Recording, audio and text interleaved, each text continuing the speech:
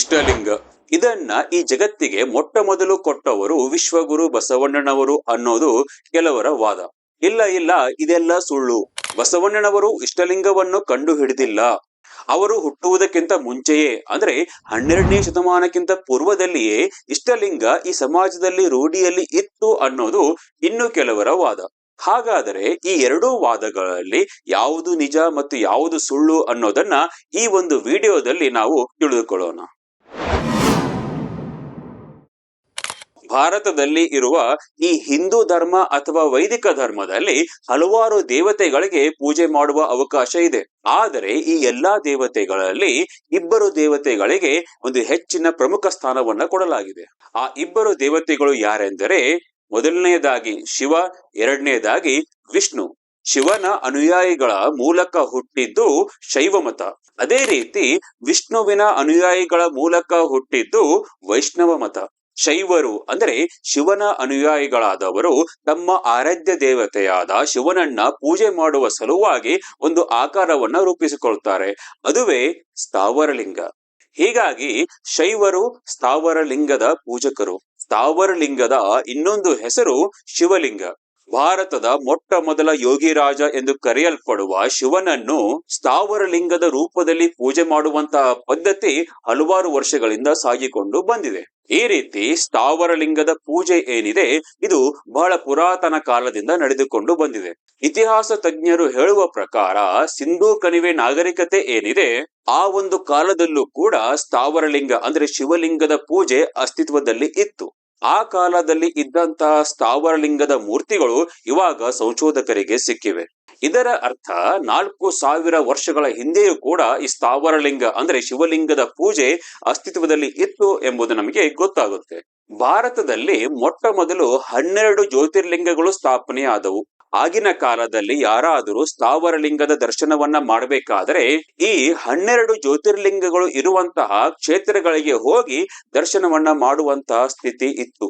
ಪ್ರತಿಯೊಬ್ಬರಿಗೂ ಕೂಡ ಜ್ಯೋತಿರ್ಲಿಂಗಗಳು ಇರುವಂತಹ ಕ್ಷೇತ್ರಗಳಿಗೆ ಹೋಗಿ ದರ್ಶನ ಮಾಡಲಿಕ್ಕೆ ಸಾಧ್ಯ ಆಗೋದಿಲ್ಲ ಎಂದು ತಿಳಿದು ಮುಂದೆ ಅನೇಕ ತೀರ್ಥ ಕ್ಷೇತ್ರಗಳಲ್ಲೂ ಕೂಡ ಈ ಸ್ಥಾವರಲಿಂಗದ ಪ್ರತಿಷ್ಠಾಪನೆ ಮಾಡಲಾಯಿತು. ಮುಂದೆ ಬರುತ್ತಾ ಪ್ರತಿಯೊಂದು ಊರಿನಲ್ಲೂ ಕೂಡ ಶಿವಾಲಯವನ್ನು ಕಟ್ಟಿ ಅದರಲ್ಲಿ ಸ್ಥಾವರಲಿಂಗದ ಪ್ರತಿಷ್ಠಾಪನೆಯನ್ನ ಮಾಡಲಾಯಿತು. ಶೈವರು ಅಂದ್ರೆ ಶಿವನ ಅನುಯಾಯಿಗಳು ಏನಿದ್ರು, ಅವರಲ್ಲಿ ಕೆಲವರು ಶಿವನ ಬಗ್ಗೆ ಆಳವಾದ ಭಕ್ತಿಯನ್ನ ಮಾಡ್ತಾ ಇದ್ರು. ದಿನಾಲು ಶಿವಾಲಯಕ್ಕೆ ಹೋಗಿ ಸ್ಥಾವರಲಿಂಗದ ದರ್ಶನವನ್ನು ಮಾಡಿದ ನಂತರವೇ ಊಟವನ್ನು ಮಾಡಬೇಕು ಎಂಬ ಒಂದು ನೇಮವನ್ನ ಕೆಲವರು ಹಿಡಿದಿದ್ರು. ಈ ರೀತಿಯ ನೇಮವನ್ನು ಹಿಡಿದಂತಹ ಶೈವರು ಯಾವುದಾದ್ರೂ ಬೇರೆ ಊರಿಗೆ ಅಥವಾ ಪ್ರವಾಸಕ್ಕೆ ಹೋದಾಗ ದಾರಿ ಮಧ್ಯದಲ್ಲಿ ಶಿವಾಲಯ ಸಿಗದೆ ಹೋದಾಗ ಅವರು ಉಪವಾಸ ಇರುವಂತಹ ಪರಿಸ್ಥಿತಿ ಬರ್ತಾ ಇತ್ತು. ಏಕೆಂದರೆ ಶಿವಾಲಯದಲ್ಲಿರುವ ಸ್ಥಾವರಲಿಂಗದ ದರ್ಶನ ಆಗದೆ ಅವರು ಊಟವನ್ನು ಮಾಡ್ತಾ ಇರಲಿಲ್ಲ. ಇದಕ್ಕಾಗಿ ಆಗಿನ ಕಾಲದ ಶೈವರು ಒಂದು ಉಪಾಯವನ್ನ ಮಾಡಿಕೊಂಡ್ರು. ಏನೆಂದರೆ ಸ್ಥಾವರಲಿಂಗದ ಪ್ರತಿರೂಪ ಅಂದ್ರೆ ಅದೇ ರೀತಿ ಕಾಣುವಂತಹ ಚಿಕ್ಕದಾದ ಲಿಂಗಗಳನ್ನ ಮಾಡಿಕೊಂಡು ಆ ಒಂದು ಲಿಂಗವನ್ನ ತಮ್ಮ ಬಟ್ಟೆಯಲ್ಲಿ ಸುತ್ತಿ ಚೀಲದಲ್ಲಿ ಇಟ್ಟುಕೊಂಡು ತಾವು ಹೋದಲೆಲ್ಲ ಅದನ್ನ ತೆಗೆದುಕೊಂಡು ಹೋಗ್ತಾ ಇದ್ರು. ಆ ಒಂದು ಚಿಕ್ಕದಾದ ಸ್ಥಾವರಲಿಂಗಕ್ಕೆ ಅವರು ಇಟ್ಟಂತಹ ಹೆಸರು ಏನೆಂದರೆ ಚರಲಿಂಗ. ಸ್ಥಾವರಲಿಂಗ ಈ ಒಂದು ಪದದಲ್ಲಿ ಸ್ಥಾವರ ಅಂದ್ರೆ ಒಂದೇ ಕಡೆ ಸ್ಥಿರವಾದದ್ದು. ಚರಲಿಂಗ ಇದರಲ್ಲಿ ಚರ ಎಂಬ ಪದದ ಅರ್ಥ ಚಲಿಸುವ ಅಥವಾ ಸಂಚರಿಸುವ. ಇನ್ನು ಕೆಲವು ಜಟಾಧಾರಿಗಳು ಇದ್ರು. ಅವರೇನ್ ಮಾಡ್ತಾ ಇದ್ರು, ತಮ್ಮ ಒಂದು ಜಟೆ ಏನಿತ್ತು ಅದರ ಒಳಗಡೆ ಚರಲಿಂಗವನ್ನ ಇಟ್ಟು ಕಟ್ಟಿಕೊಂಡು ಎಲ್ಲ ಕಡೆ ಸಂಚಾರವನ್ನ ಮಾಡ್ತಾ ಇದ್ರು.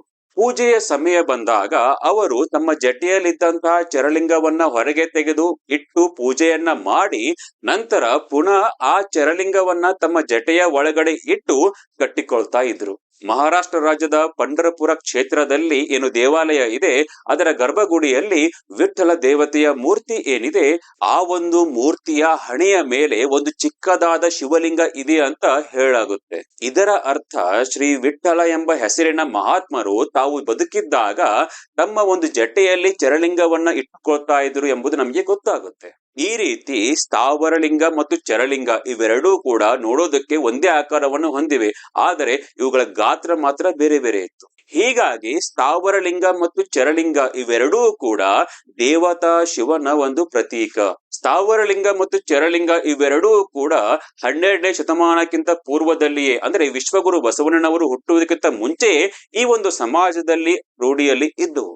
ಇವಾಗ ನಮ್ಮ ಮುಂದಿರುವ ಮುಖ್ಯವಾದ ಪ್ರಶ್ನೆ ಏನಂದ್ರೆ, ಇಷ್ಟಲಿಂಗ ಯಾವಾಗಿನಿಂದ ಅಸ್ತಿತ್ವದಲ್ಲಿ ಬಂತು? 12ನೇ ಶತಮಾನಕ್ಕಿಂತ ಮುಂಚೆಯೇ ಇಷ್ಟಲಿಂಗ ಈ ಸಮಾಜದಲ್ಲಿ ಇತ್ತು ಅನ್ನೋದು ಕೆಲವರ ವಾದ. ಒಂದು ವೇಳೆ ಅವರ ಈ ಒಂದು ವಾದ ನಿಜವಾಗಿದ್ರೆ, ಇಷ್ಟಲಿಂಗ ಧರಿಸುವಂತಹ ಏನು ಲಿಂಗಾಯತ ಸಮಾಜ ಇದೆ, ಇದು ಭಾರತ ದೇಶದ ಎಲ್ಲಾ ಪ್ರದೇಶಗಳಲ್ಲಿ, ಎಲ್ಲಾ ರಾಜ್ಯಗಳಲ್ಲಿ ಕೂಡ ಇರಬೇಕಿತ್ತು. ಅಂದ್ರೆ ಇಷ್ಟಲಿಂಗ ಧರಿಸಿರುವಂತಹ ವ್ಯಕ್ತಿಗಳು ಭಾರತ ದೇಶದ ಎಲ್ಲಾ ಪ್ರದೇಶಗಳಲ್ಲಿ ವಾಸ ಮಾಡಬೇಕಿತ್ತು. ಆದರೆ ಇಷ್ಟಲಿಂಗ ಧರಿಸಿರುವಂತಹ ಜನರು ನಮಗೆ ಕರ್ನಾಟಕ ರಾಜ್ಯ ಮತ್ತು ಸುತ್ತಮುತ್ತ ನೆರೆ ರಾಜ್ಯಗಳ ಗಡಿ ಪ್ರದೇಶದಲ್ಲಿ ಮಾತ್ರ ಸಿಗುತ್ತಾರೆ. ಇದಕ್ಕೆ ಕಾರಣ ಏನೆಂದರೆ, 12ನೇ ಶತಮಾನದ ವಿಶ್ವಗುರು ಬಸವಣ್ಣನವರು ಮತ್ತು ಅವರ ಶರಣರು ಯಾವ ಸ್ಥಳಗಳಲ್ಲಿ, ಯಾವ ಊರುಗಳಲ್ಲಿ ಅವರು ನೆಲೆಸಿದ್ರು ಹಾಗೂ ಎಲ್ಲಿ ಅವರು ಸಂಚಾರವನ್ನ ಮಾಡ್ತಾ ಇದ್ರು, ಆ ಒಂದು ಸ್ಥಳಗಳ ಸುತ್ತಮುತ್ತ ಮಾತ್ರ ಇಷ್ಟಲಿಂಗ ಧರಿಸಿರುವಂತಹ ಲಿಂಗಾಯತ ಸಮಾಜ ಹೆಚ್ಚಿನ ಸಂಖ್ಯೆಯಲ್ಲಿ ಇದೆ.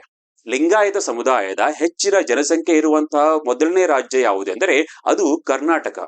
ವಿಶ್ವಗುರು ಬಸವಣ್ಣನವರು ಹುಟ್ಟಿದ ಊರು ಬಾಗೇವಾಡಿ. ಇದು ಬರುವುದು ವಿಜಯಪುರ ಜಿಲ್ಲೆಯಲ್ಲಿ. ಬಸವಣ್ಣನವರು ತಮ್ಮ 8ನೇ ವಯಸ್ಸಿಗೆ ಮನೆಯನ್ನ ಬಿಟ್ಟು ವಿದ್ಯಾಭ್ಯಾಸಕ್ಕಾಗಿ ಕೂಡಲ ಸಂಗಮಕ್ಕೆ ಹೋಗ್ತಾರೆ. ಕೂಡಲ ಸಂಗಮ ಕ್ಷೇತ್ರ ಇದು ಇರೋದು ಬಾಗಲಕೋಟೆ ಜಿಲ್ಲೆಯಲ್ಲಿ.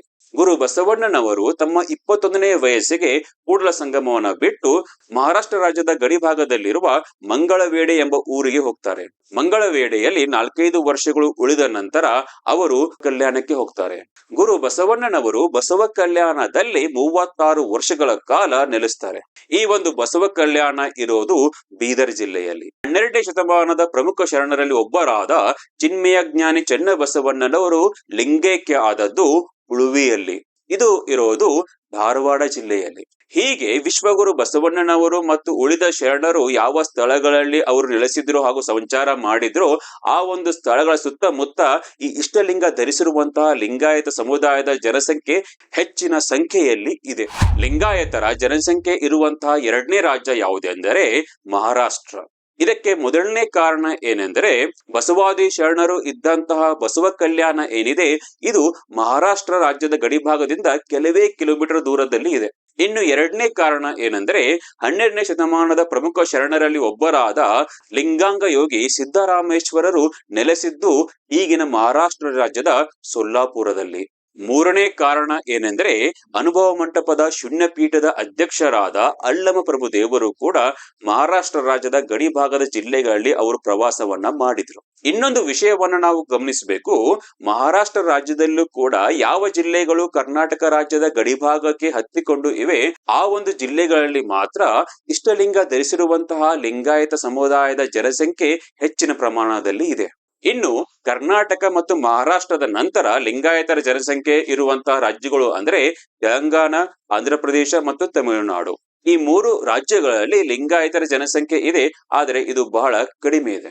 ನಾವು ಉತ್ತರ ಭಾರತದ ಕಡೆ ಹೋದಾಗ, ಉತ್ತರ ಭಾರತದಲ್ಲಿರುವ ರಾಜ್ಯಗಳಲ್ಲಿ ಇಷ್ಟಲಿಂಗ ಧರಿಸಿರುವಂತಹ ಲಿಂಗಾಯತ ಸಮುದಾಯ ನಮಗೆ ಸಿಗುವುದಿಲ್ಲ. ಉತ್ತರ ಭಾರತದಲ್ಲಿ ಅಲ್ಲಿ ಇಲ್ಲಿ ಕೆಲವು ಲಿಂಗಾಯತ ಕುಟುಂಬಗಳು ನೆಲೆಸಿವೆ, ಆದರೆ ಅವರು ಅಲ್ಲಿನ ಮೂಲ ನಿವಾಸಿಗಳು ಅಲ್ಲ. ಕೆಲವರು ಉದ್ಯೋಗಕ್ಕಾಗಿ ಅಥವಾ ವ್ಯಾಪಾರಕ್ಕಾಗಿ ದಕ್ಷಿಣ ಭಾರತದಿಂದ ಉತ್ತರ ಭಾರತಕ್ಕೆ ಹೋಗಿ ಅಲ್ಲಿ ನೆಲೆಸಿರುವಂತಹ ಲಿಂಗಾಯತ ಕುಟುಂಬಗಳು ಇವೆ.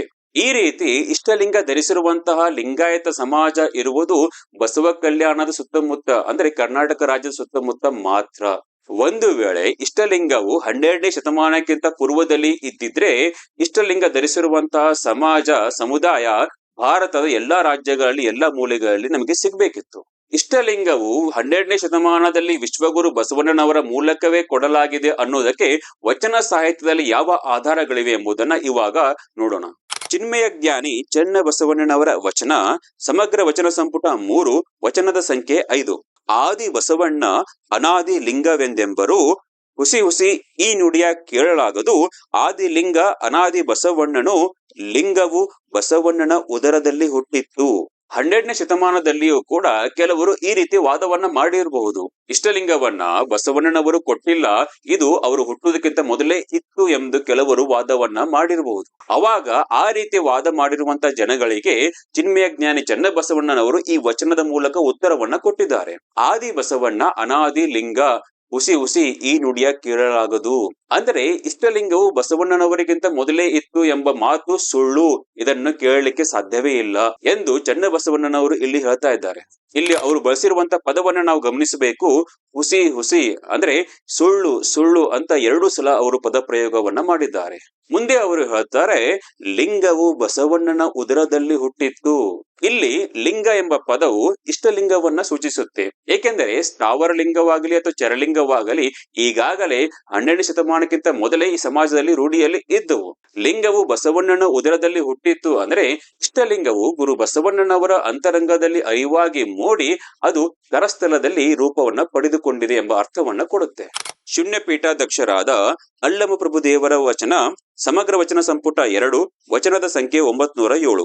ಈ ಒಂದು ವಚನದಲ್ಲಿ ಅವರು ಹೇಳ್ತಾರೆ, ಆಯ್ತು ಬಸವ ನಿನ್ನಿಂದ ಲಿಂಗ ಸ್ವಾಯತ್ತವೆನಗೆ. ಇದರ ಅರ್ಥ ಗುರು, ಲಿಂಗ, ಜಂಗಮ ಮತ್ತು ಪ್ರಸಾದ ಇವೆಲ್ಲವನ್ನೂ ಕೂಡ ವಿಶ್ವಗುರು ಬಸವಣ್ಣನವರೇ ನಮಗೆ ಕೊಟ್ಟಿದ್ದಾರೆ ಎಂಬ ಅರ್ಥದಲ್ಲಿ ಇಲ್ಲಿ ಹೇಳಲಾಗಿದೆ. ಅಲ್ಲಮ ಪ್ರಭು ದೇವರ ಇನ್ನೊಂದು ವಚನ ಸಮಗ್ರ ವಚನ ಸಂಪುಟ 2 ವಚನದ ಸಂಖ್ಯೆ 894. ಈ ಒಂದು ವಚನದಲ್ಲಿ ಈ ರೀತಿ ಹೇಳ್ತಾರೆ, ಆದಿಯಲ್ಲಿ ನೀನೇ ಗುರುವಾದ ಕಾರಣ ನಿನ್ನಿಂದ ಹುಟ್ಟಿತ್ತು ಲಿಂಗ. ಕೆಲವರು ಹೇಳುವ ಪ್ರಕಾರ ವಿಶ್ವಗುರು ಬಸವಣ್ಣನವರಿಗೆ ಅವರ ಗುರುಗಳಾದ ಜಾತವೇದ ಮುನಿಗಳು ಇಷ್ಟಲಿಂಗ ದೀಕ್ಷೆಯನ್ನು ಕೊಟ್ಟಿದ್ದಾರೆ. ಈ ರೀತಿಯ ವಾದಕ್ಕೆ ಅಲ್ಲಮ ಪ್ರಭು ದೇವರು ಈ ವಚನದಲ್ಲಿ ಉತ್ತರವನ್ನು ಕೊಟ್ಟಿದ್ದಾರೆ. ಆದಿಯಲ್ಲಿ ನೀನೇ ಗುರುವಾದ ಕಾರಣ ನಿನ್ನಿಂದ ಹುಟ್ಟಿತ್ತು ಲಿಂಗ.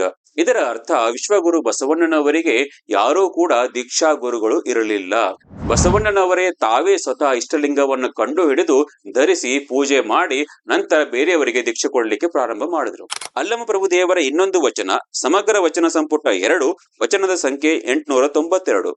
ಆದಿಯ ಲಿಂಗವ ಮೇದಿನಿಗೆ ತಂದು ಮರ್ತ್ಯ ಲೋಕದಲ್ಲಿ ಮಹಾಮನಿಯ ಕಟ್ಟಿದನಯ್ಯ ಸಂಗನ ಬಸವಣ್ಣನು.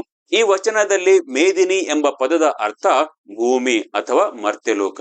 ಅಲ್ಲಮ ಪ್ರಭುದೇವರು ಹೇಳುವ ಪ್ರಕಾರ ಇಷ್ಟಲಿಂಗವನ್ನ ಈ ಭೂಮಿಗೆ ತಂದವರು ಯಾರು ಅಂದರೆ ಅವರು ವಿಶ್ವಗುರು ಬಸವಣ್ಣನವರು. ಇಲ್ಲಿ ಸೂಚಿಸಿರುವಂತಹ ಎಲ್ಲಾ ವಚನಗಳಲ್ಲಿ ಲಿಂಗ ಎಂಬ ಪದವು ಇಷ್ಟಲಿಂಗವನ್ನ ಸೂಚಿಸುತ್ತೆ. ಏಕೆಂದರೆ ಸ್ಥಾವರ ಲಿಂಗ ಮತ್ತು ಚರಲಿಂಗ ಈಗಾಗಲೇ ಸಮಾಜದಲ್ಲಿ ಅಸ್ತಿತ್ವದಲ್ಲಿ ರೂಢಿಯಲ್ಲಿ ಇದ್ದುವು. ಈ ರೀತಿ ಇಲ್ಲಿ 3 ರೀತಿಯ ಪದಗಳನ್ನು ನಾವು ನೋಡ್ತಾ ಇದ್ದೀವಿ. ಒಂದು ಸ್ಥಾವರ ಲಿಂಗ, ಇನ್ನೊಂದು ಚರಲಿಂಗ, ಇನ್ನೊಂದು ಇಷ್ಟಲಿಂಗ. ಸ್ಥಾವರ ಲಿಂಗ ಮತ್ತು ಚರಲಿಂಗ ಇವೆರಡರ ಆಕಾರ ಒಂದೇ ರೀತಿಯಲ್ಲಿ ಇದೆ. ಇವೆರಡೂ ಕೂಡ ದೇವತಾ ಶಿವನ ಪ್ರತೀಕ. ಆದರೆ ಇಷ್ಟಲಿಂಗದ ಆಕಾರ ಬೇರೆ ರೀತಿ ಇದೆ.